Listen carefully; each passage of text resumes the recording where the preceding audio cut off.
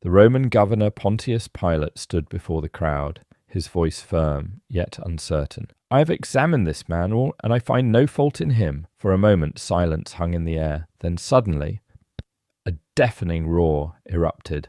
"Crucify him! Crucify him!" The crowd grew louder and louder, their voices filled with anger.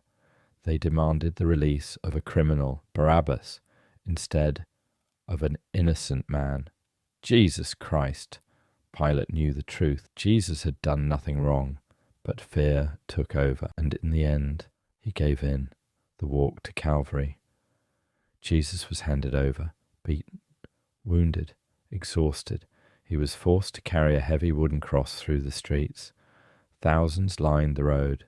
Some mocked him, some laughed, but a few wept silently. Step by step he walked until he could no longer stand. He fell. The weight was too much. The soldiers then grabbed a man from the crowd, Simon of Cyrene, and forced him to carry the cross. The crucifixion. They reached Calvary, the place of execution. Without mercy, the soldiers threw Jesus onto the cross. They drove iron nails through his hands and his feet. Then they lifted the cross and dropped it into place.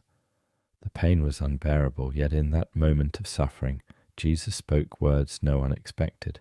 "Father, forgive them. They don't know what they're doing." Even then, he chose love. 2 criminals were crucified beside him. One mocked him, but the other believed. "Remember me when you come into your kingdom." And Jesus replied with grace. Then something unbelievable happened. At noon, darkness covered the land. For 3 hours, the world stood still, and then Jesus cried out, "Father, into your hands I entrust my spirit," and he breathed his last. The earth shook. The temple curtain was torn in two. Something powerful had just happened. A good man, Joseph of Arimathea, came forward. He took Jesus' body and laid it in a new tomb carved from stone. A massive rock sealed the entrance. It was late Friday. Everything went quiet.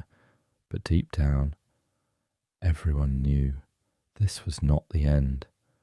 Sometimes the greatest power is not in saving yourself, but in sacrificing yourself for others.